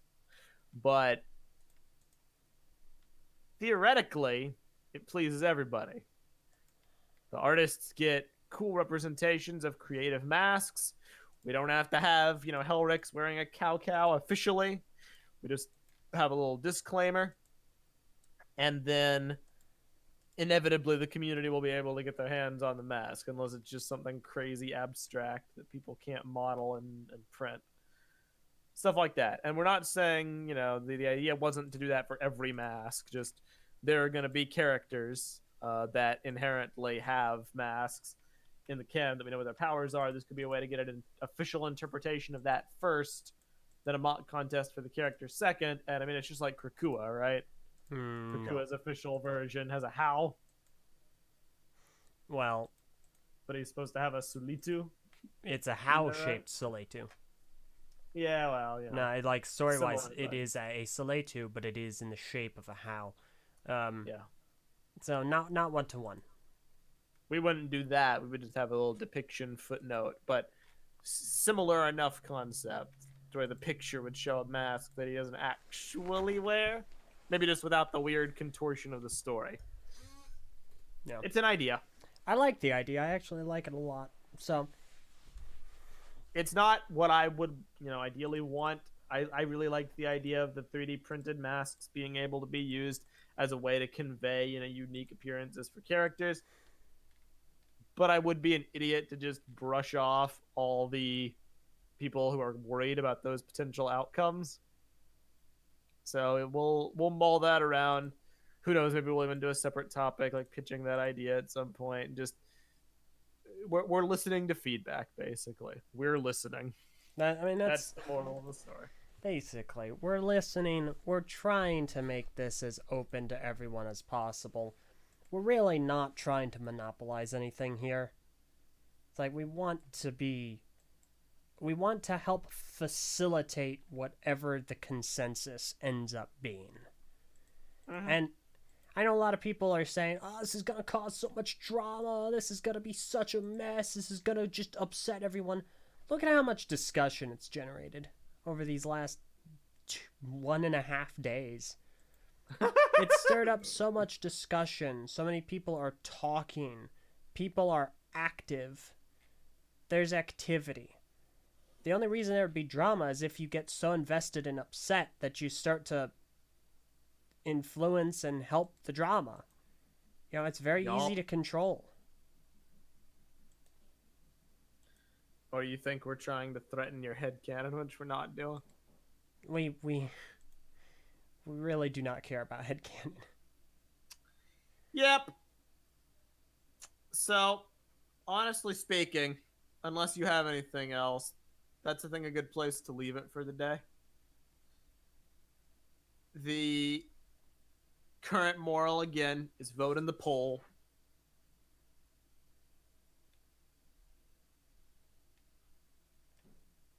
Yep. Just currently, it's kind of how we're leaning, but it's obviously early days yet. Stuff could change. And just spread the word, because quite frankly, I'm getting sick of people saying, that we're not being inclusive enough to other communities when we're really trying to spread the message everywhere to those other communities. Yeah. We want it to be represented. We do not want to be on an island. So please spread the word about it. Yeah. You got anything else to say? That's about it. I'll say it. Just make your voice heard. Have a vote. The reason why it's on our site is, well, for starters, Mr. Farshti is on our site. So it only makes sense to have all these places in one area to keep it consolidated. But more importantly than that, it's a way for us to make sure things are not poll rushed.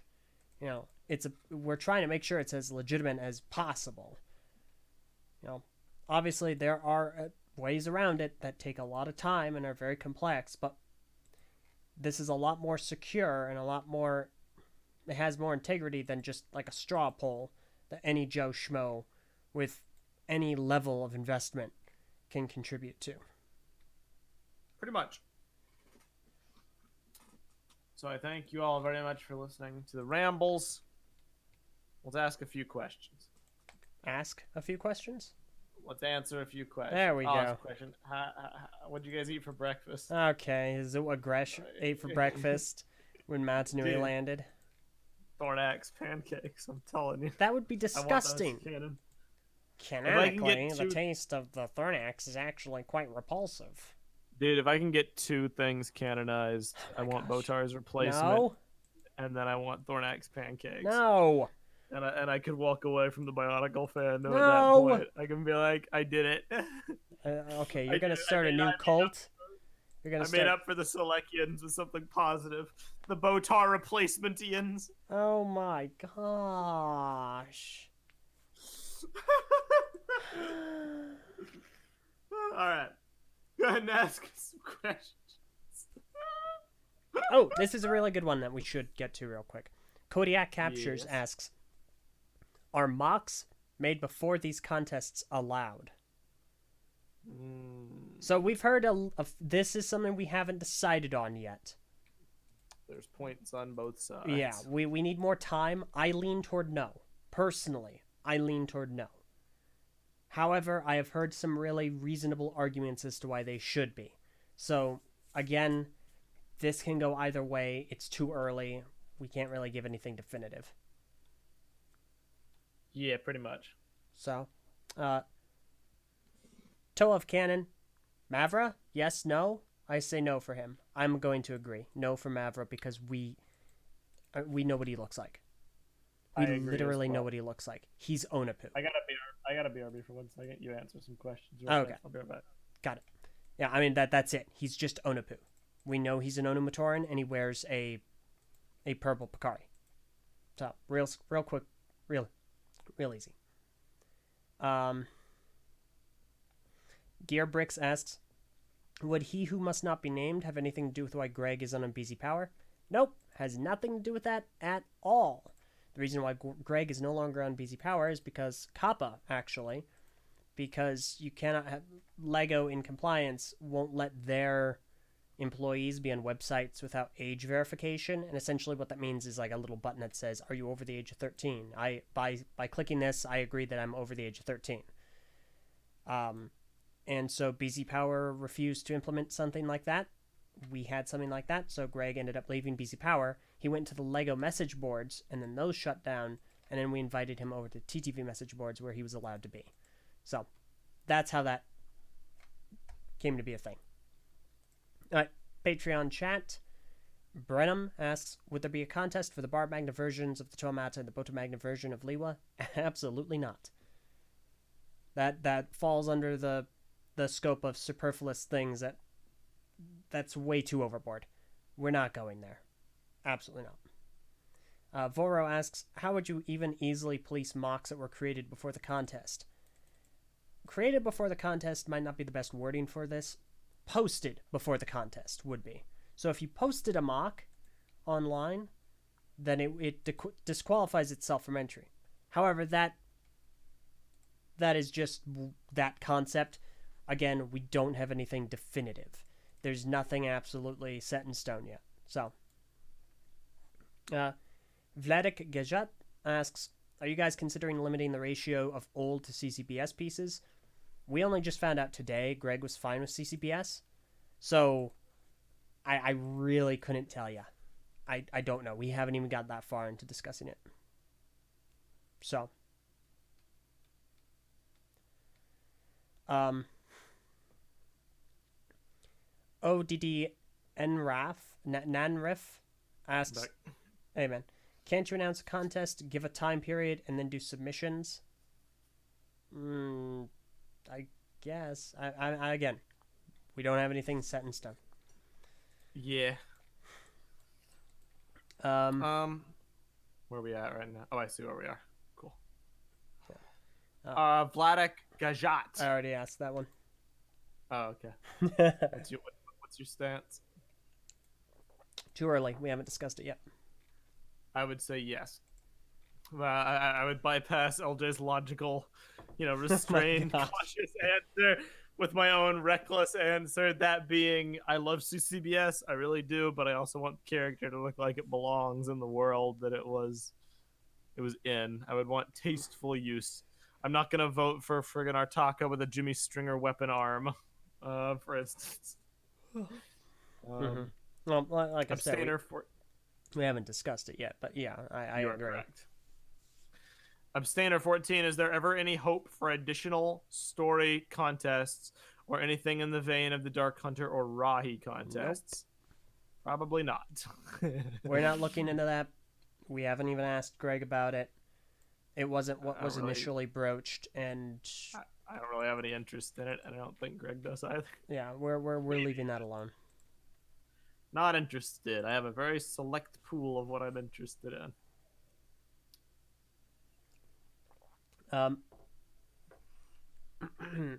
Wombat Combat Pictures. There we go. Connor in the Patreon chat asks, "Did you guys discuss customized parts like painted, cut, and glued pieces?" I'm all on board for painted parts. I'm not on board for cut or glued. Yeah, as far as I'm concerned, I get why the painted parts rule existed back in the day. I feel it's substantially less important nowadays. Considering people's access to things like shapeways or whatnot, or mode alt masks or socket ball masks, stuff that isn't ludicrously expensive. Yeah, it seems like it's more accessible nowadays, even if you're not a painter yourself.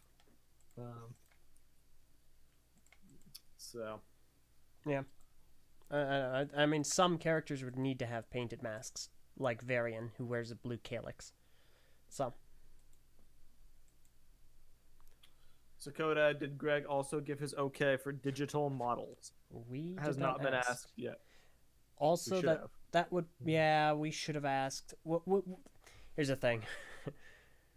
We have a lot of questions that we'll need to ask him, but since this has been very, very early, we haven't asked all the questions possible, but we're going to, because we want to run a lot of this by him first, because that influences how we go forward with things.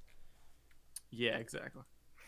Toa of Canon, thoughts on Artaka using G2 Mask of Creation? Would that cause a whole new level of controversy? Yes.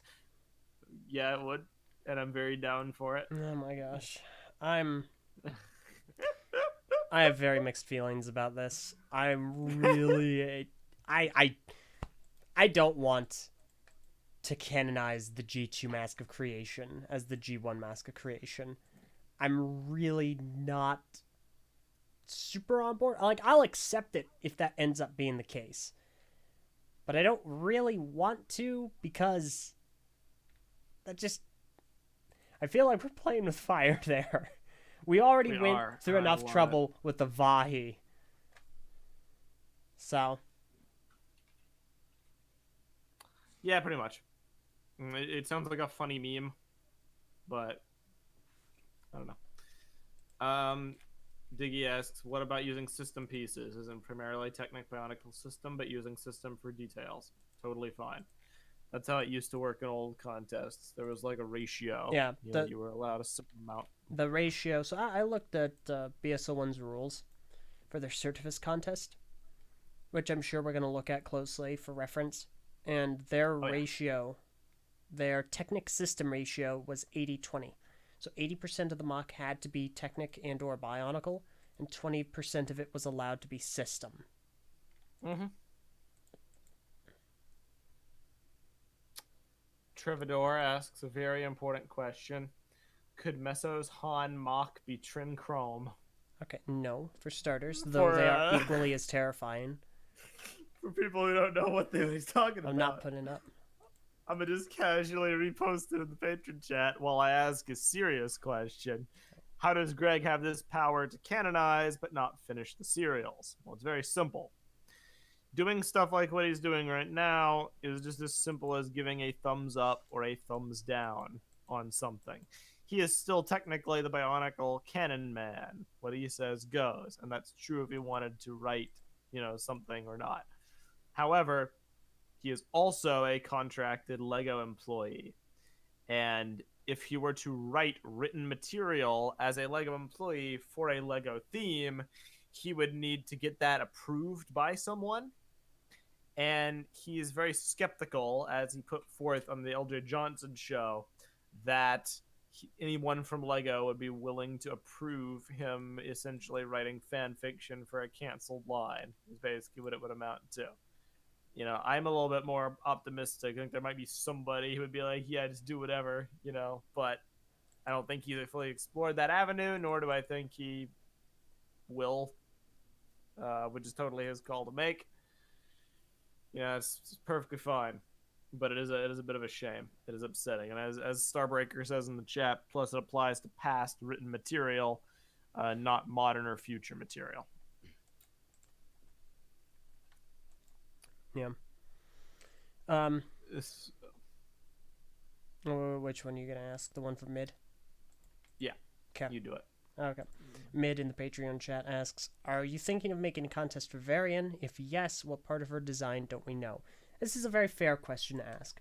Because earlier I just said we're not doing a Mavra contest, because we know what Mavra looks like. He looks like Onipu. He's an Onimatoran with a purple Picari. It's not that hard to figure. Varian falls into a very similar category in that we basically know what she looks like, but we kind of don't. We know that she is a Toa of psionics with arm-mounted blades and a Rotuka launching shield. So this means, and that she wears a calyx. So this means a few different things. One, she has a Rotuka launcher that can either be blue or gold. Two, her color scheme is blue and gold. Three, she wears a blue or gold calyx. Four, she has blades that are mounted on her elbows. And five, she kinda sorta hung around Norik, so maybe she's a Tometra build. What we don't know for sure, like her color scheme and her weapons and mask, is what type of Toa build she is. Because she teamed up with Norik, but just because a Toa teams up with another Toa does not mean that they're the same type. So, because she's on a much larger scale, there's a lot more variation and a lot more potential as to what she could be than if she were a Matoran. Variant. Okay, I'm done. Yeah, you stop it.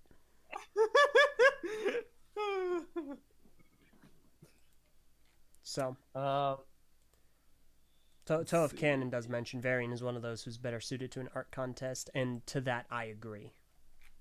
Yeah, I have no beef for that.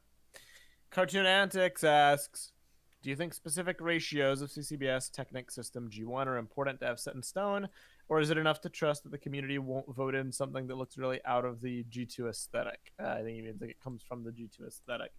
I don't see any reason why both can't be true, personally. We don't have anything set in stone. It's early, but personally, I, in equal parts, think there should be a parts ratio just to have set in stone, but I also trust the community to catch stuff that, might be a little too far. just spitballing, for I would say it should be, at least 70% G1. Maybe the old 80% rule to be like 80% G1, 20% system or G2. I think But that's literally just me talking right now. Yeah, we haven't really discussed it. There's a lot to consider. There are some things that in these contests are going to be up to us, such as whether or not they're art or mock contests, the ratios of pieces that are allowed to be used. So there are those things to consider. But we're really running a lot of this by Greg first and foremost. Vladik Gajat, how would we judge something as a polished but simple Inika build, a standard Canon Toa build, versus a very complex, uniquely built creation made by a professional mockist? That's excellent question. Totally up to you.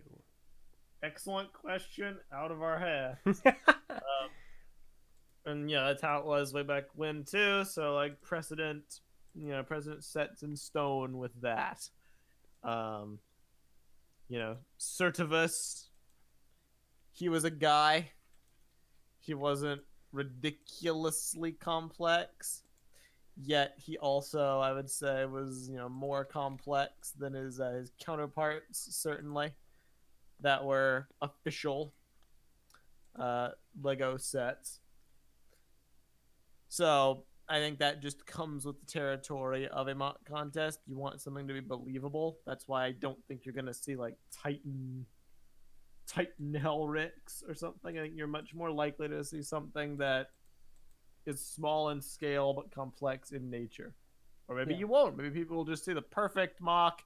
It's a template build and they'll vote on it because it looks perfect for the character. At that point, that's purely on the community's hands. Mm-hmm. Yeah. And of course, in Greg's to approve it. Yeah. Sakota asks, will mock size be canon as well? So will size be a deciding factor? Let's work on that wording a little bit. The mock size does not determine the canon. However, there will be a size bracket you should be aiming for. So, for instance, all Toa are about 7 feet, and that size difference doesn't vary too drastically. However, if you compare to a Mata to a Toa in Nika, there is a huge size difference. However, canonically, they're about the same height. So it's a similar instance here. Yeah. So what the height you make it is not the determining factor, but I like what BS01 has here as a rule. The height of Certivus may be no taller than an Anika canister. Please try to keep the overall proportions to a canister size. For reference, it's 9 inches or 22.9 centimeters. So yeah, it's gonna there will be size brackets. Like our Taka is going to be larger than that if it's a mock contest. Like if we have, a mock contest for Bamonga, he's not going to be like Titan Matanui size. Exactly. Don't worry about that. Yeah. So don't you worry about that. Okay. I think that's it. Yeah. I think we're done. One quick thing. Two more things to mention. First one is a question, and the other is a thing to make clear. Okay. Wombat Combat Pictures asks, can/will the winning mock/design affect canon in any way, like if it adds a weapon or detail? I know why you're asking this, and I actually think it's really good that you're asking this. For context, Connor made a post on the TTV message boards making some specific points about a mock that he has for Hellrix that technically does not conflict with the description for Hellrix. However, it isn't what one might initially believe Hellrix has on her when they think of the character, such as fins. Here's the thing. For these characters, we have descriptions. Rough descriptions, which is why they're so open to interpretation. we will make clear your limitations. They're only going to be what has been described. So, for instance, our Taka is described as gray-green. He is tall, and he is gray-green, and he has a hammer. So, gray-green, for anyone unaware, that's sand green. It's Zactan's secondary color. So it has to presumably be sand green to an extent with a giant hammer. Beyond that, it's fair game. Same thing with Helrix. She has armor that doesn't look familiar to Takanuva, and she's a toe of water. And she's frail. So she has to be thin, presumably, or she has to have armor that looks unfamiliar to the Bionicle world, and she has to be a toe of water, so she has to be blue. Beyond that, it's fair game. Does that make sense? Like, there's a framework you can work in. But, like, in the instance of your Helrix mock here, I don't think the fins... It's not like Takanuva said she didn't have fins. So, you know? What do you think, Mesa? I agree completely. I agree completely about those parameters. I think you did a good job of laying that out. Mm-hmm. Okay. There's another comment from Terradrone. Question: how do you judge something that's made to look as detailed as possible with lots of intricate parts compared to something made to emulate what an official set might look like? We just kind of went into that. We're not going to judge anything. Yeah, we are not judges. You guys are judges. Yeah, and at that point, there's a discussion to be had. But at that point, it's just the Bionicle community in general. I know the cynical part of me says they would probably go with the bigger thing over actual build quality, but who knows? Maybe I would be pleasantly surprised. But it's out of my hands at that point. Mm-hmm. Yeah. What was the other thing you were gonna say? Something to clear up. Real quick. Dark Nova 3529 asks, are there any ideas for playset like building contests, mock contests? No plans right now. So, nothing has been discussed. We have no plans for them. Okay. The other thing. We are still very early into the specification and the discussion surrounding 3D printed pieces. Greg has completely cleared them. He has said, go for it. And as such, we are inclined to go for it. However, how they are implemented is going to be discussed further. We haven't made any concrete decisions other than they'll be allowed. However, if you are a 3D modeler and you do not want your pieces that you have listed for sale or models listed for free use to be used in any contest entry, come to us, say, I don't want my parts used, and they will immediately, unequivocally, be disallowed from entries. Entries that utilize them, that are pointed out to us, will be given a grace period, a very short grace period, to remove them and retake the photos. And if they don't, the entry is disqualified.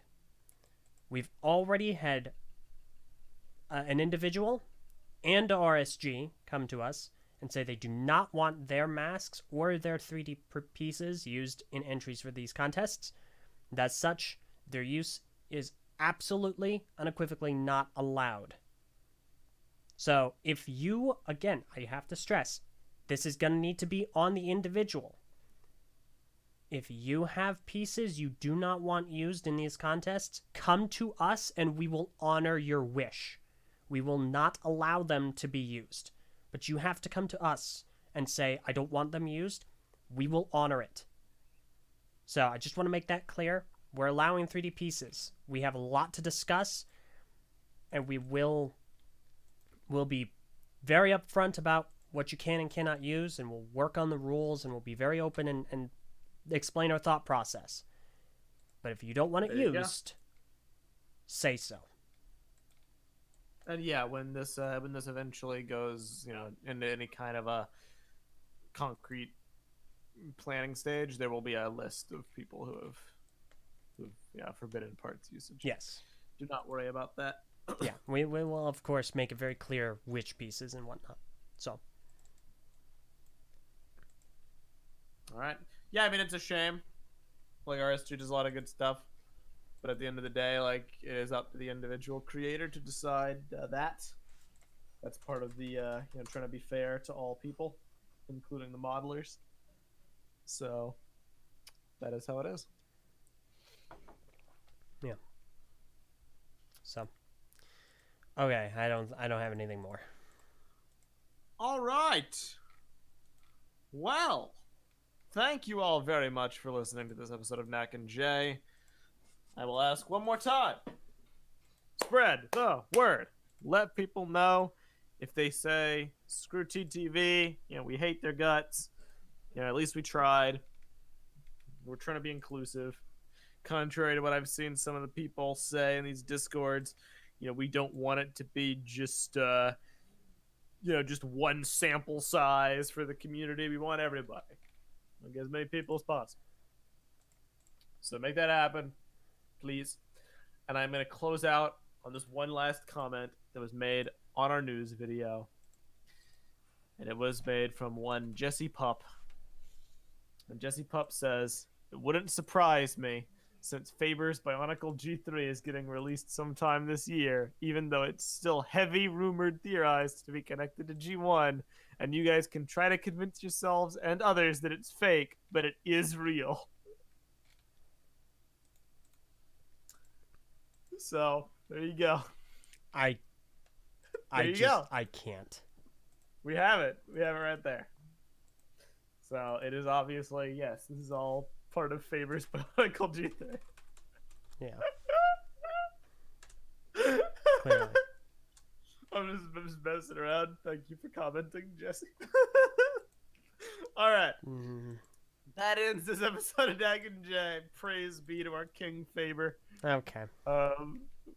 And we'll see you next time, everybody. LJ, hit us with the plugs. Okay. So, you have a socket, and whenever you want to turn a light on, you need to plug the light. Okay. Anyway, head on over to TTV message boards at board.ttvchannel.com. You can head on over and vote in the poll. We must stress, vote in the poll. Make a post if you want to elaborate on your position and why you voted. But go ahead and vote. We need to hear about as many different perspectives as possible here. They help influence how this progresses. Head to the poll. Make an account. Be 13 years or older. Do not make a duplicate account because we're going to ban those. We will ban both accounts. If you believe that your account was banned erroneously, like we just had somebody, I just unbanned them, who wanted to make an account and make an account for their brother, and that we banned both, send us an email. the3virtues@gmail.com. Send us an email there. Yeah, the number 3. Send us an email there. Explain the situation. We'll review it and see what we can do. Because we're banning duplicates. So if you don't let us know why it's a duplicate, it's getting banned. So, additionally, patreon.com/the TTV channel. Low as $1 a month, you can join our Patreon group and the Minecraft server we have. That's on the island of Matsunui. And finally, our Twitter for updates, new video releases, and so forth. That's going to be the TTV channel, @the TTV channel. All right. I think that's everything. Thank you, LJ. Thank you for all that you do. Mm-hmm. Yeah, you too, man. And we shall see you all next time. LJ, hit the music. Thank you all for listening. I'm Meso And I'm LJ. and streaming to you live from a golden beach, this was Knack and Jay.